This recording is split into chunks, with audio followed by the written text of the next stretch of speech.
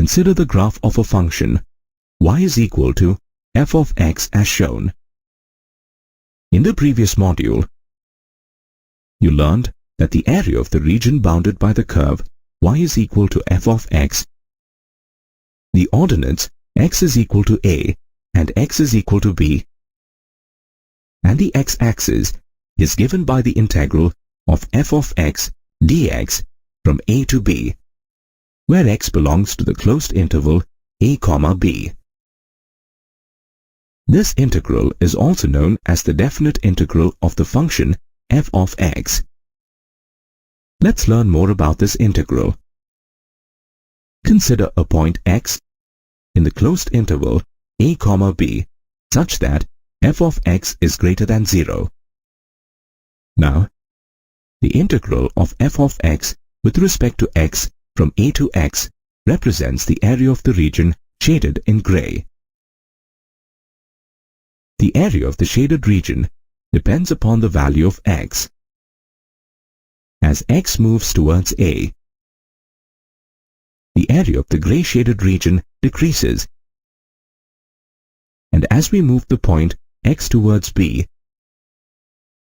the area of the gray shaded region increases. Therefore, we can say that the area of the shaded region is a function of x. Let's denote this area function of x as a of x. So the area function a of x is given by integral of f of x with respect to x from a to x. In the previous module, we have calculated the definite integral as a limit of sum. Note, we will learn two theorems based on integral calculus to calculate the definite integral of a function that is defined on a closed interval.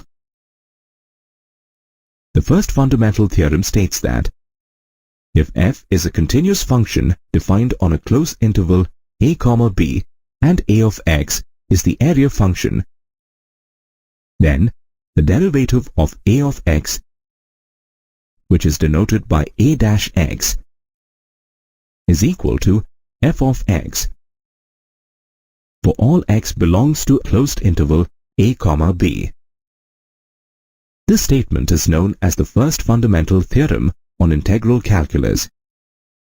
The second fundamental theorem on integral calculus states that if f is a continuous function defined on a closed interval a, b and g is its antiderivative, then integral of f of x with respect to x from a to b is equal to the value of the antiderivative g of f at the upper limit b minus the value of the antiderivative g of f at the lower limit a.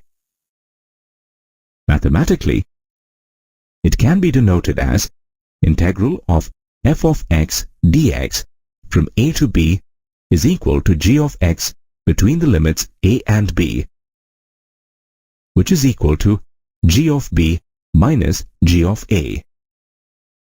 This theorem is known as the second fundamental theorem on integral calculus.